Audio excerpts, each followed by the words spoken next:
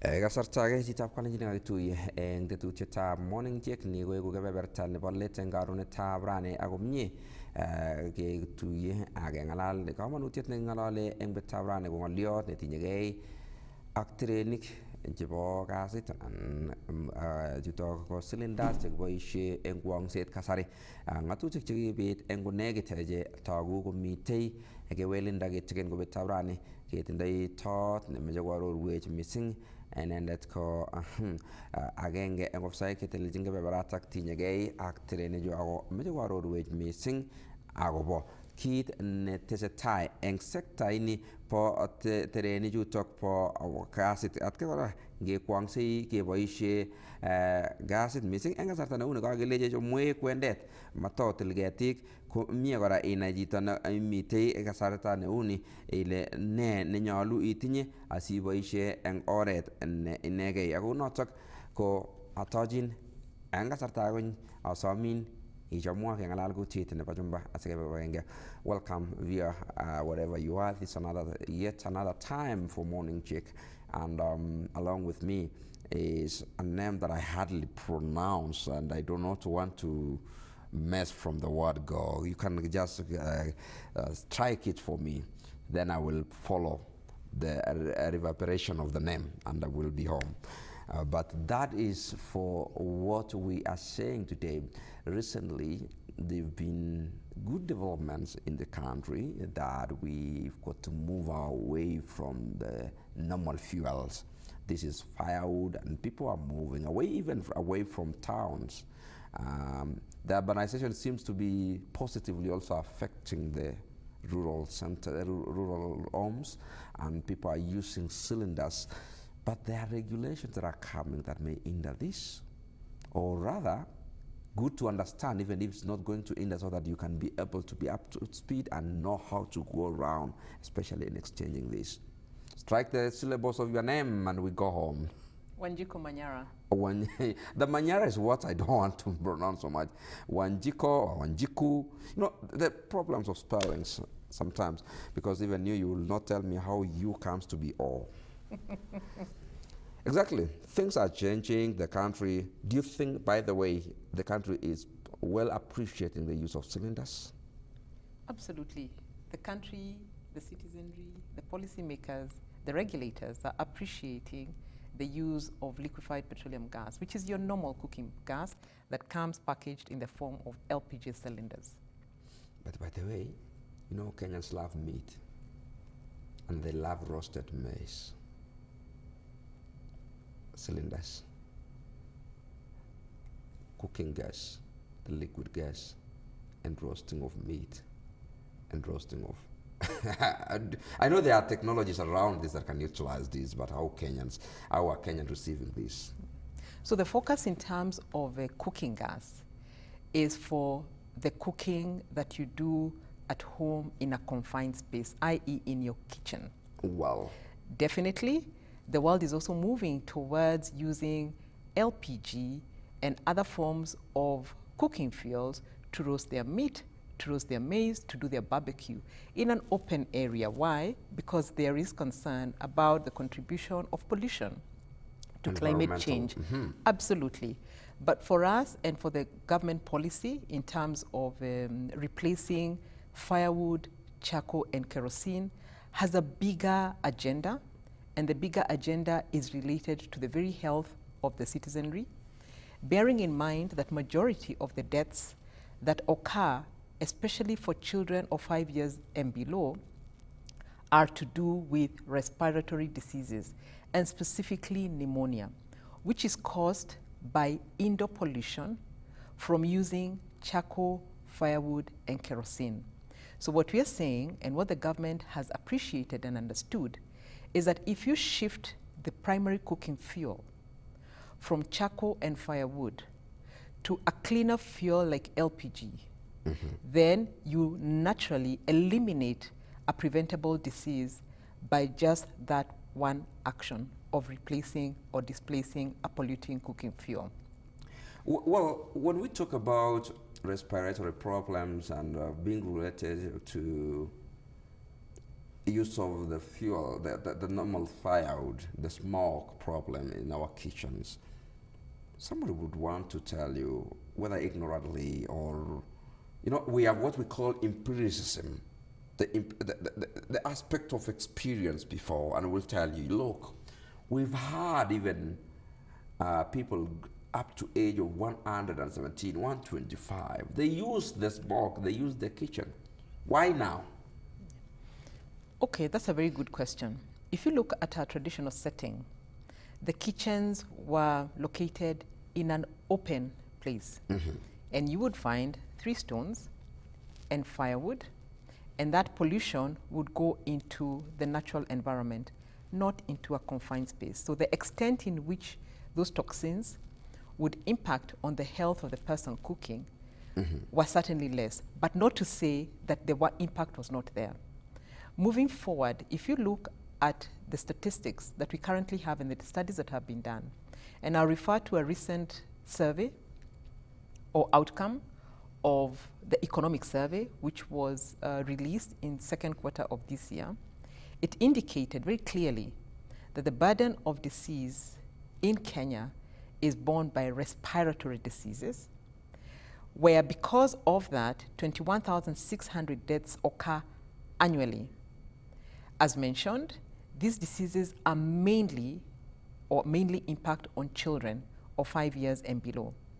And like what we thought before, without the data, we thought that actually the most deaths are caused by diarrheal diseases and malaria. The data spoke differently, that 40% of the deaths that occur are caused by respiratory diseases that are preventable if you change the cooking fuel, as compared to malaria, which was allocated 19.9%, and diarrheal diseases at 5.5%, which is less than 40%. So what we're saying is, indeed, traditionally people cooked with firewood and charcoal, but it had its adverse health impacts. Well, even more so because now we don't cook in the outside, we cook inside our homes. And all that pollution, by the way, according to a study that was done by the University of Berkeley in the US, it indicated that cooking cooking using a clean cook stove that still uses firewood and charcoal, a typical one, within 1 hour, that pollution or that smoke that is emitted and breathed in as secondhand smoke by a child or a woman is equivalent to smoking 400 cigarettes in an hour. Just 1 hour? Just 1 hour. So that shows you the impact. And you know what cigarette smoke does, and you know what it even does to the environment. If you look at an environment where charcoal and firewood are being used. So it doesn't, a minute to cut you short while you still talk. It doesn't mean that it doesn't mean smoking problem has to do with tobacco, which is actually the reason, the substance that is smoked by smokers. So other smokes from secondhand smoking is very dangerous. I mean, the smoke not necessarily from tobacco. Absolutely. From other things like the fuel we use. Yeah, because it has toxins. So what you're doing essentially is that if we don't avail or make sure that accessing LPG or cooking gas is easy, what we're doing is that we are condemning children to an equivalent what do you call it, to an equivalent bad habit of smoking. Let's put it that way. It's like smoking. So, and what you're doing is unfairly poisoning their lungs. And what happens is that because of the toxins that are emitted by the polluting fuels, they actually scar the lungs. So when you scar the lungs, then you expose the children to acquiring pneumonia. And what that happens is that even if the child does get medical intervention, in future, their cognitive ability is impacted on. And this is to say that if that child was going to be a runner, for example, he'll never be a runner, because then you've impacted on his cognitive ability, but also on the extent of the ability of his lungs to then be able to survive. 1.59? Well, can we have a break? Then we come back and delve into the regulations and policies now. It's good. Wanjiku Manyara is saying the government means well to do away with the problems of pollution, that the end result becomes very detrimental to our health, and especially the young kids. And by the way, I introduced Wanjiku Manyara poorly, just because I was running away from some technicalities of that pronunciation, but he is a general manager from the Petroleum Institute of East Africa. Along with me this morning to explain much, or to put into perspective issues, gas cylinders and the liquid gas, as we try to move as a country towards safe energy and, of course, safe cooking. Not secluded kitchens, or rather cooking within the secluded kitchens, unlike the open kitchens that we had before. We're coming back, then we delve into this. Hopefully you are along with me. And of course, she's not selling a cylinder to me today. Don't get worried that you want to see me with some cylinder. I know you know it.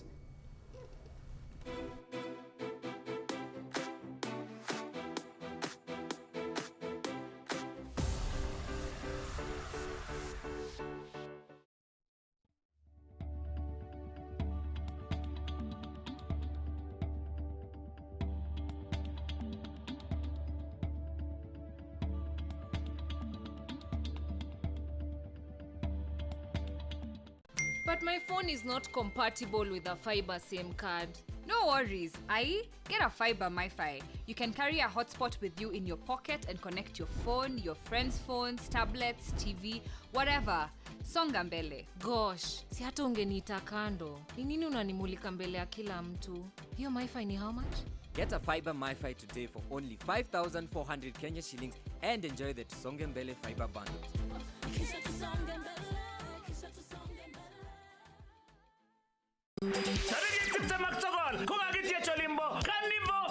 Restaurant in Gas Night. Yani nyugegergenyit in style in Lombo State. Liga Maritim, mzee wa kazi. Paul, Subembe wa Kemaya Gustas. Ben B. Isabella Chepke Mon, Menye Gonman Mo. Go Clyde! Kitana fupi. Kitana fupi ra. Sweet Star! Kawangani material mutya. MC se kwa getting betu nato kwane Dr. Stone kwa tane sabe. His Excellency Senator Arab Kemei. Ako pia kena Trisa, Cheptap Cheroro. Silimbogal mut kitoke jutori carnival. Kongetesa 12 nebo Koskoling. Aweta 12 nebo asubuhi meutieni le mite na rani kagibel. Eiso choti nderemian. Mambo yote iko ndani. Kwana itaba iseko mi kama kawa. Ate ho. Abuchu buchu. Baby, my buju buju.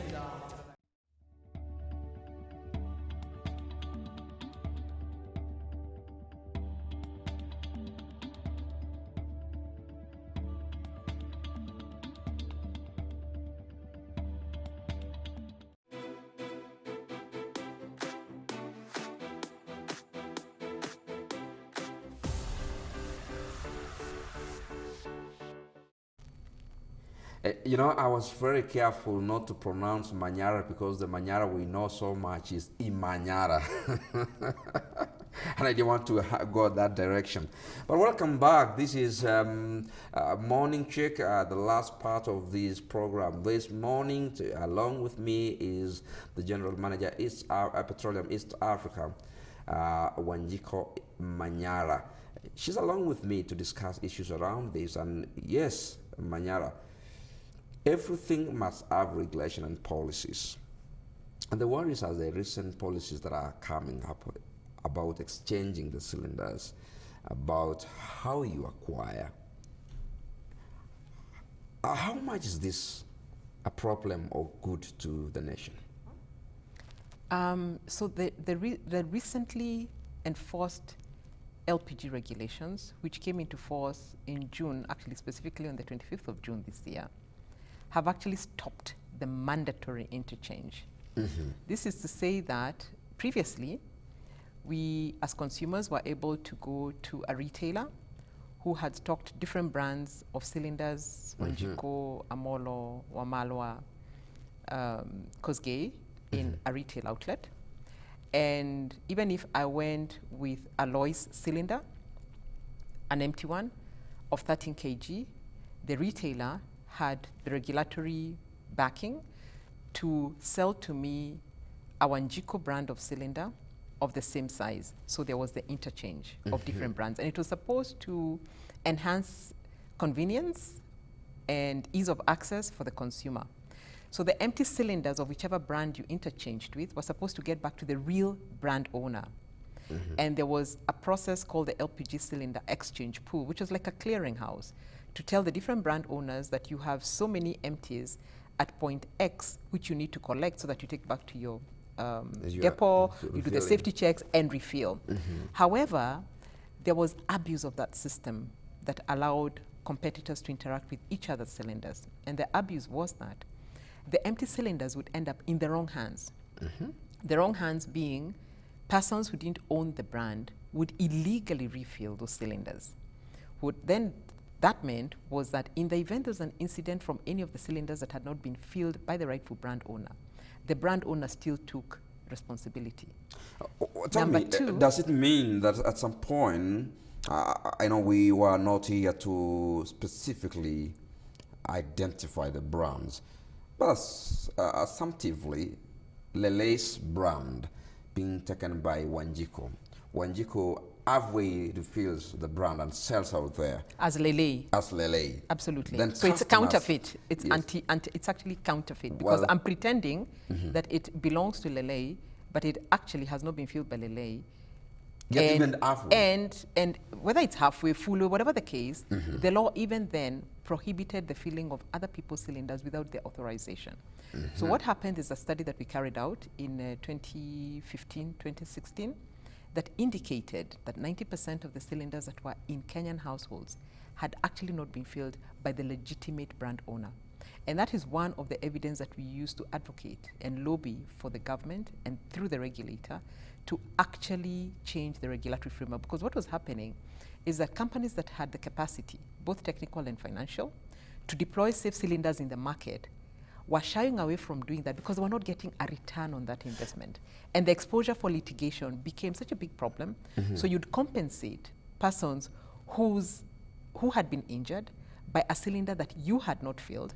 And the last time you actually interacted with that cylinder is when you first deployed it into the market. I mean, Wanjiku, let's understand this matter well. What exactly could be the problem if I filled well your container, your cylinder, and release it to the market? I mean, all factors constant, we are allowed to exchange without pool agreement.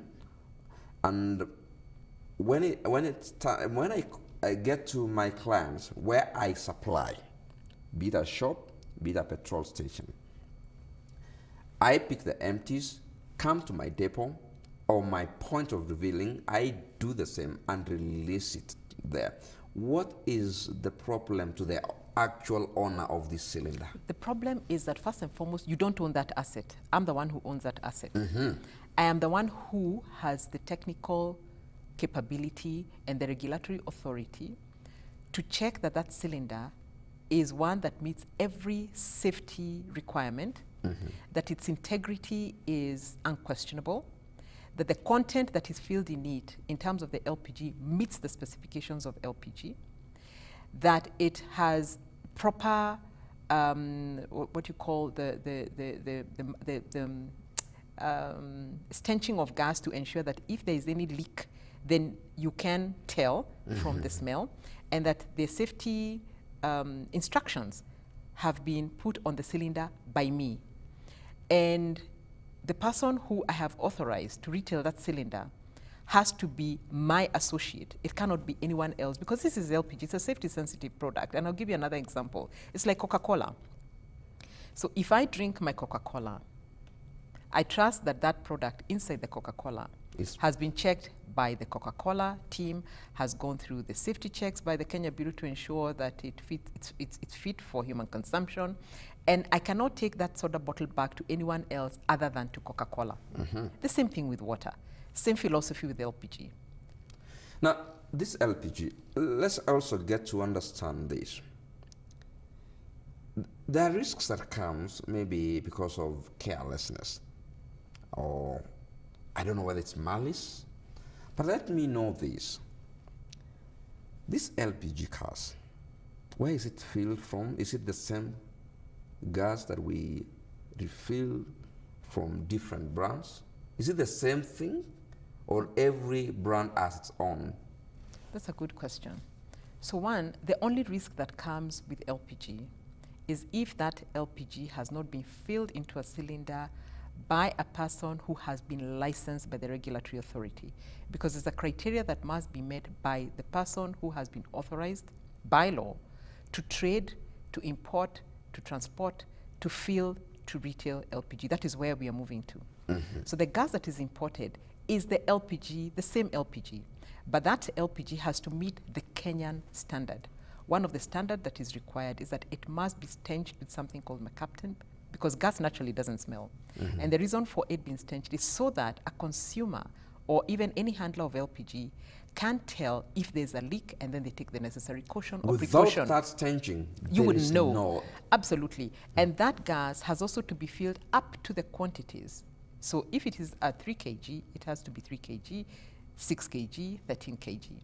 So the handling of LPG has a value chain that must be well regulated for the very reason that it is safety sensitive, and to ensure that no risks are borne by the end user or even by the handler in a storage depot, for example. The gas is also stored in facilities that have to be licensed, not only by the regulatory authority in the name of Energy and Petroleum Regulatory Authority, EPRA, but also by NEMA, by the Director of Occupational Health and Safety. So there is a process that is required before you are able to get authorization to store that LPG. Then there's the cylinder filling of the LPG, which is now another part of the value chain. Then there is the transportation. Then now there's the distribution up to the very end user, where you find your LPG cylinder being sold by an authorized retailer at the point of purchase. We're coming back, and I know the span of the period given for this regulation to be effective, is it sufficient? This is the next question that we're gonna ask and answer at this point as we come back.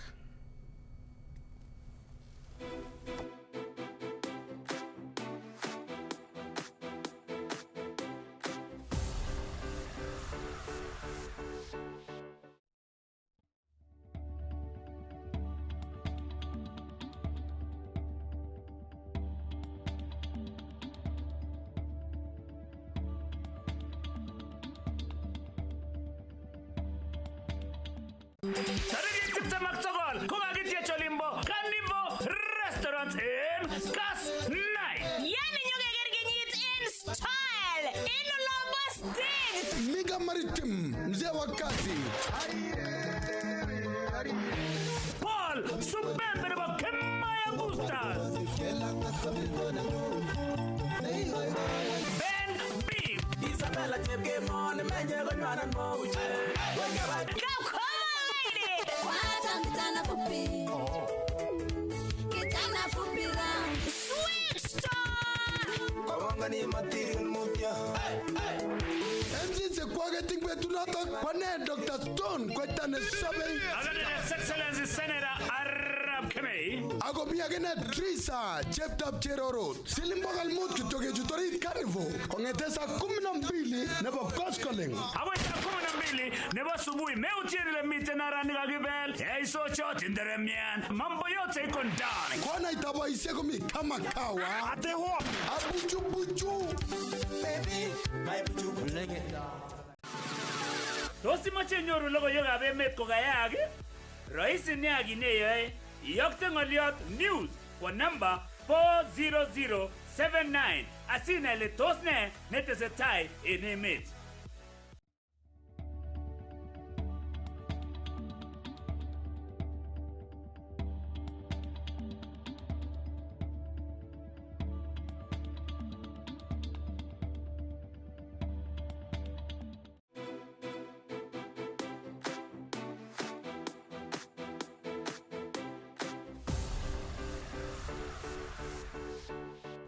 Welcome back. We are proceeding on with this program.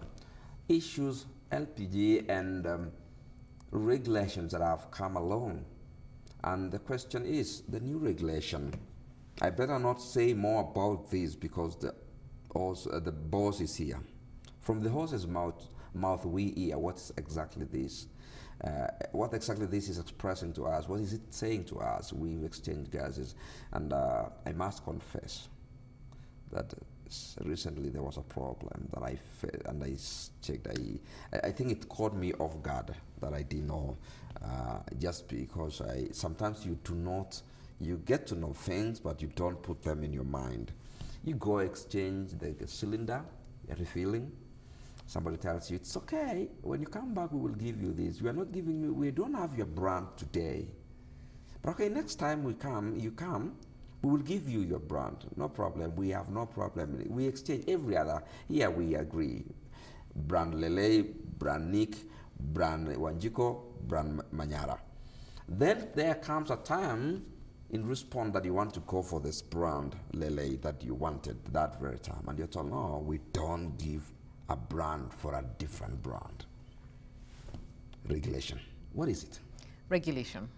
So as I've said, starting 25th of June this year, you cannot interchange different brands at the point of sale. It is now illegal.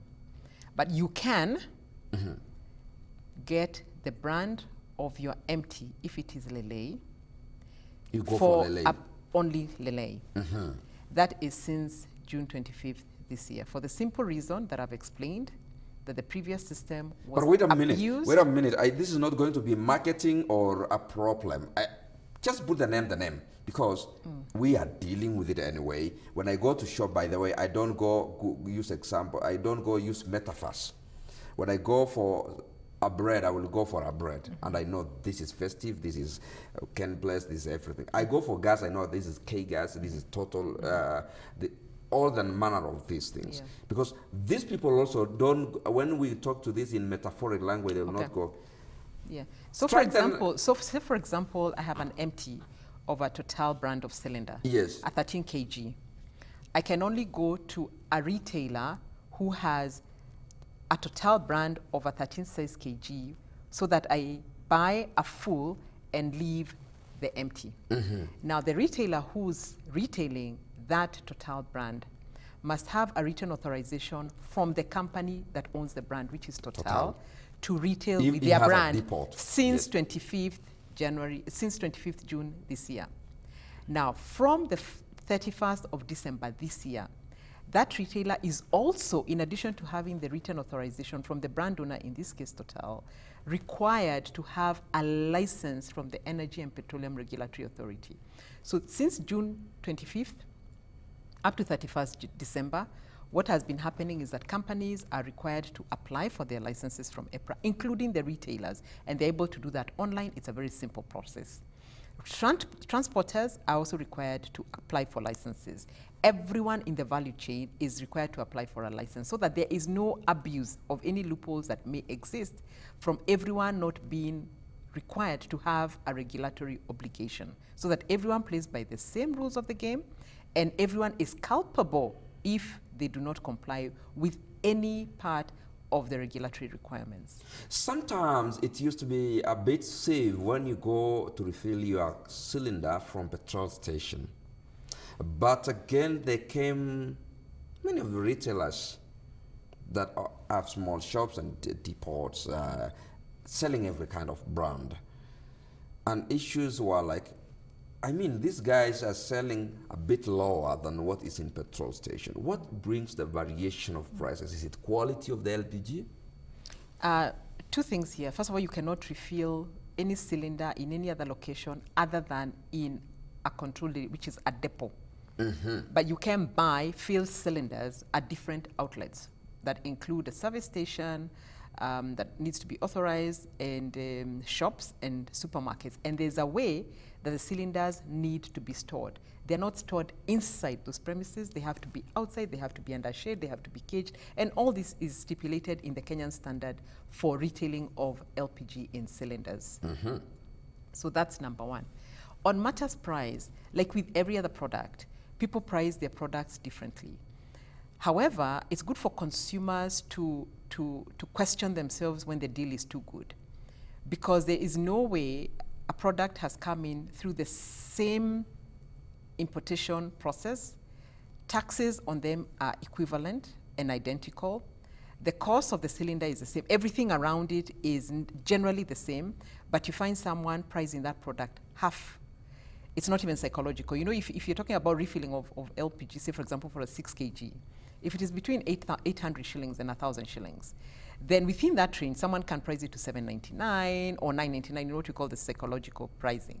But if someone is selling that product or that same LPG cylinder for 400 bob, you need to question yourself. Is it properly filled? Is that cylinder owned by that person? Has it been authorized? So what the new regulations have done is that they've empowered the consumer and made it a regulatory obligation of a retailer to issue you with a receipt. That receipt should have the brand name. It should have the serial number of that cylinder.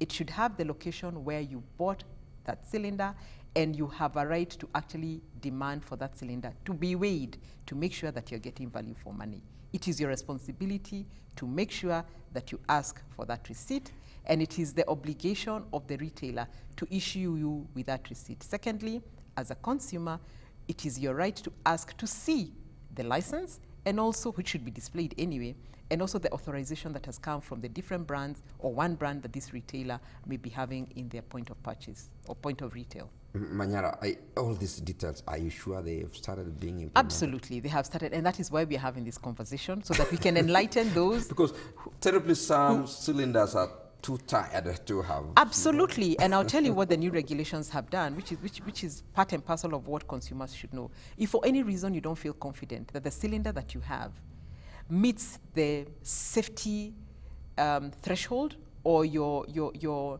not certain that it was supplied by an authorized retailer, you can take that brand of cylinder to the outlet that is owned by that brand owner. In fact, this week, the EPRA, the Energy and Petroleum Regulatory Authority, is going to issue a list of the points where you can drop off different brands of cylinders from different brand owners. That list has been issued to them by different brand owners. They're also going to issue you with locations, issue us with locations of where cylinders can be dropped off in the event they don't even have a brand name. Because, yes, countrywide, that they don't even have a brand name. Because there's some cylinders that have been illegally rebranded. Exactly. Or whose brand name is not even clear. And we've had that because we've been going around the country educating and sensitizing consumers and value chain players in the form of workshops. Those locations will be issued by EPRA so that anyone who feels the cylinders they have currently, even if you're a retailer, are not or were not properly supplied by an authorized person, then you have an opportunity up until 31st December to make sure you return those cylinders to the right places. I want to understand this. You remember I used my analogy.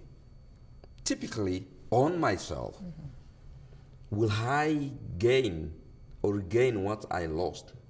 Absolutely. If I return this one that I doubt. Yeah, you know, if you doubt that that brand that you have of cylinders was actually filled by the rightful owner, it is actually the obligation of the brand owner to take back that cylinder, because all you need to do is take that cylinder to the brand owner's outlet.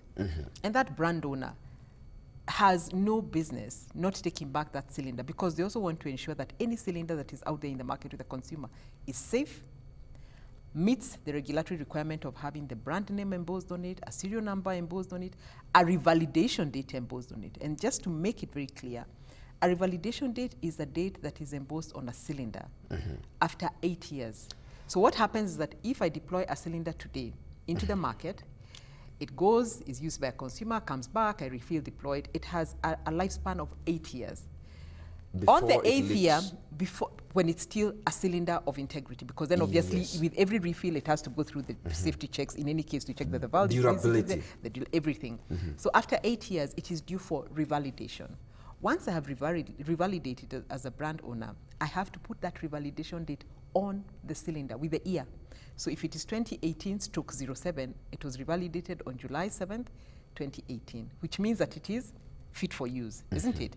But if consumers check the color of their cylinder and find out that the revalidation date either does not exist or is older than 8 years, you need to take that cylinder back to the brand owner. Shrewd and tricky are our business people at some point.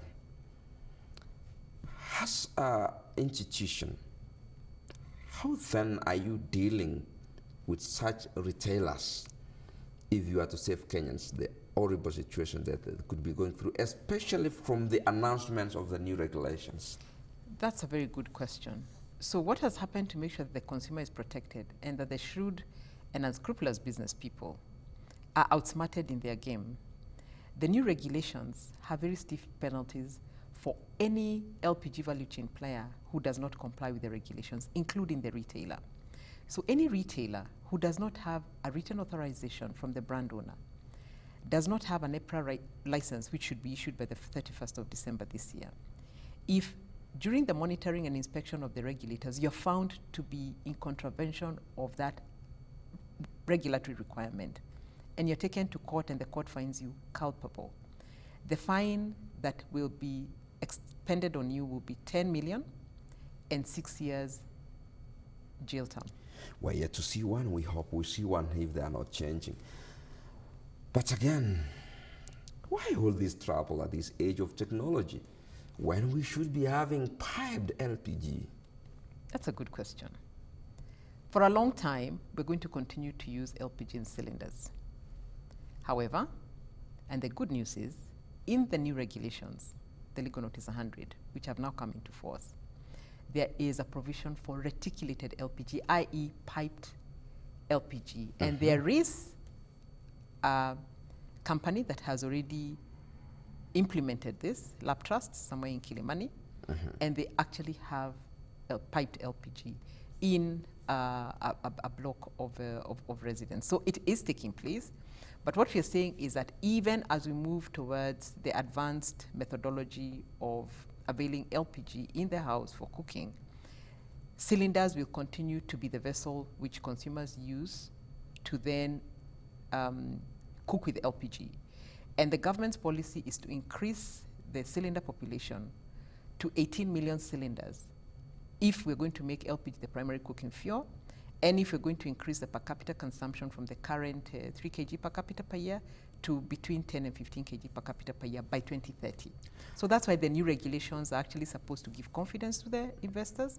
They have already increased the cylinder manufacturing plants in the country, as you may be aware, which means that there are other added benefits that will come just from a change in the regulatory framework of LPG. 18 million cylinders for Kenya. If the math it would be that a household for one, then would probably be somewhere a good place. But of course, there are people who would have two. And then the question is the residents. When you talk of Kilimani, I know you know where Kilimani is, for heaven's sake, in Nairobi. Talk of those places that even we have problematic sewerage system, that even we drink, poisoned water. We may not have died, but you know what it means. And how risky LPG could be. LPG is safe, it is versatile, it is modern. It doesn't require any other infrastructure to use it in the house, unlike electricity, other than the cylinder. We do not have, for this, Manyara, for this case, we are not talking about issues, smoke and risks that comes along. But in a strike of matchbox, like petrol, you know the tangas, how it has brought problems in this country. Now imagine of a leakage. Absolutely. And again, I will repeat, LPG is safe for use.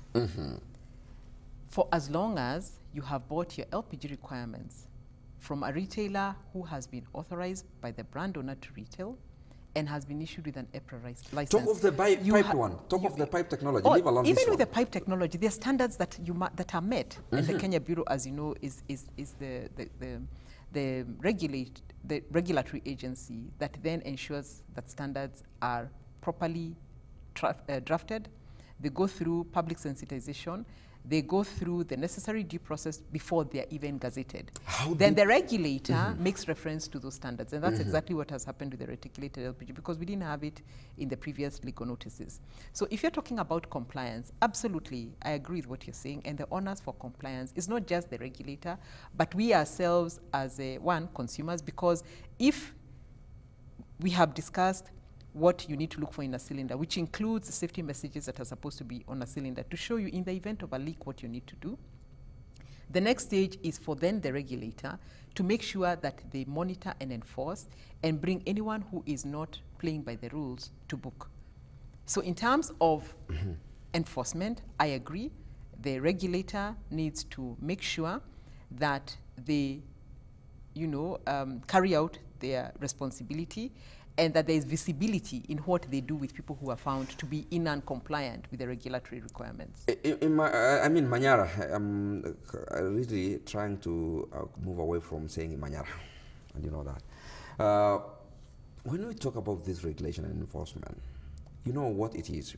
Not only are we talking problems in issues, sewerage system, piped water, you see even the cable running by the electricity poles, the phones and everything, people trying to do every manner of wiring and cabling and tunneling.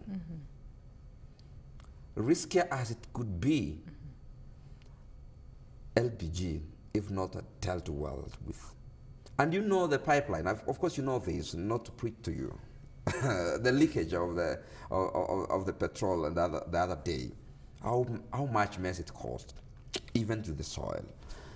So, in the regulation that you are saying it shall be enforced, how deep should this pipe go down before it services to the plot or the building? Which one? Are we talking about the reticulated? Yes. Well, I don't have the specifications of the thickness, the distances, but it is there, and it is technical.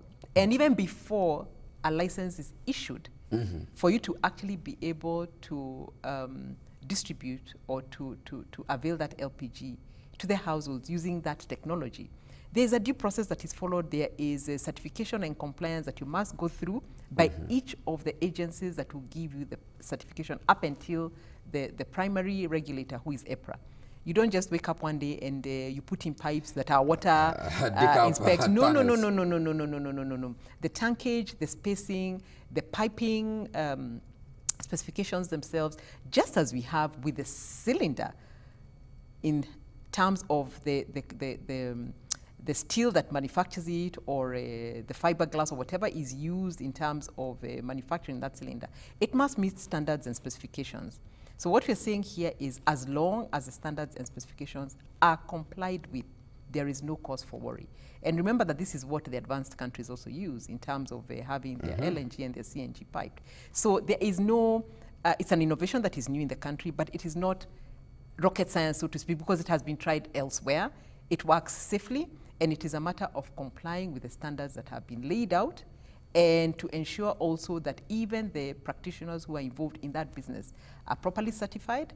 If it's the engineers, they must be those that have been approved through the due process that requires engineers to be registered as per the laws of Kenya. If it is the NEMA, there is an EIA that must be done, and you must get an EI license for it. So there is a due process that is supposed to be followed and complied with, and the idea here is to make sure that every agency enforces their bit of the law, so that there is no exposure to any unwarranted eventuality. Wanjiku Manyara, do you know how cheap it is to cook using firewood? And when I touched these papers this morning, what is happening is this. You are seeing it. Electricity. The lies that have gone round. When electricity, when the 5,000 megawatts electricity was launched by the president, it was intended that the cost of electricity will come down so much. But today, from these readings, it's 31% increased. LPG, new regulations, the target or the strategy towards the piped LPG. How will this be cheaper to the Kenyan? How will this be accessible in terms of cost? Let me say this from the onset with that very good question. LPG does not compete with electricity. I know. LPG competes but with this is firewood thing. and charcoal and kerosene. Those three are more expensive than LPG. And I'll tell you how they're more expensive than LPG. If you buy a clean cook stove that still uses solid fuel in the form of biomass, whether it's pellets or charcoal or firewood, you will get it for about 4,000 to 6,000 shilling per unit, without the cooking fuel. It has a lifespan of 2 years. On the other hand, if you buy a 6 kg of LPG that comes with gas filled and a grill ready to cook, it will cost you 4,500, max 4,800. It has an 8-year lifespan guarantee. To refill that 6 kg, it will cost you between 800 and 1,000 shillings. To buy your charcoal and firewood, and just last week, the government renewed or re-extended the ban on logging and charcoal burning. It's now costing almost 2,500 per sack, or actually 3,500 of charcoal. It's very expensive. Note that LPG will not cause illnesses because it burns clean. I've already explained to you what polluting fuels do to your health. So if you take all that into perspective and do the cost-benefit analysis, it is obvious that LPG is much, much cheaper. But going back to the question of electricity, LPG is a transition fuel to electricity. So for as long as it is available, it is a clean, so it's not competing cheaper. with that transition. It is not. It is clean, cheaper, and as I said, the infrastructure that enables you to use LPG is so much cheaper than that of electricity. If you think about the transmission lines, if you think about all these poles, if you think about being, the costs that come into generating that power. For example, even if you're going to use geothermal, etc. For LPG, what do you need? A cylinder that is safely filled with standard of LPG that meets the specifications, and perhaps a storage and refilling plant that is in close proximity with the population that is going to use that LPG so that it becomes accessible. Something biogas would be the option. Absolutely. In fact, what we are saying is that for any house that is not able to access LPG currently, surely the second option should be biogas at the very least, because it also burns clean. And most households, especially in the agricultural rural areas, there's at least one cow. And I know that the Ministry of Energy has also been promoting that. And in fact, with the National Energy and Petroleum Policy, there's a very clear policy aspiration and strategy to make sure that even as we move away from charcoal, firewood, and kerosene, there is intermediary cooking fuels that are provided in the form of biogas, and they're being promoted, and there are a lot of incentives that the government has actually put in place as we move towards LPG. And as you have seen now, there are companies that have now launched the use of ethanol as well as a means to ensure that we keep bridging and reducing the amount of charcoal and firewood that we use, and kerosene as well, for our cooking and lighting. Wanjiku Manyara, thank you, the General Manager, Petroleum Institute of East Africa, along with us this morning. I hope this is not the end. Of course, we still have a lot to deal with as we go along, as you enforce the regulation. Hopefully, it shall be successful. Hopefully, no more Kenyans shall be conned by unscrupulous retailers who would want to benefit because they had stocked that which did not belong to them, and now it has dawned on them that they have to do the right thing. Anyway, right because of new regulation, not because they were wrong the other day, and they should be also honest. I don't know whether you go preaching honest to these people when when you are enforcing this regulation. This brings us to the end of Morning Jig this morning, Monday 25th of November, exactly 1 month to December 25th, a Christmas day for some. Don't celebrate yet. You still have some economical balances to do.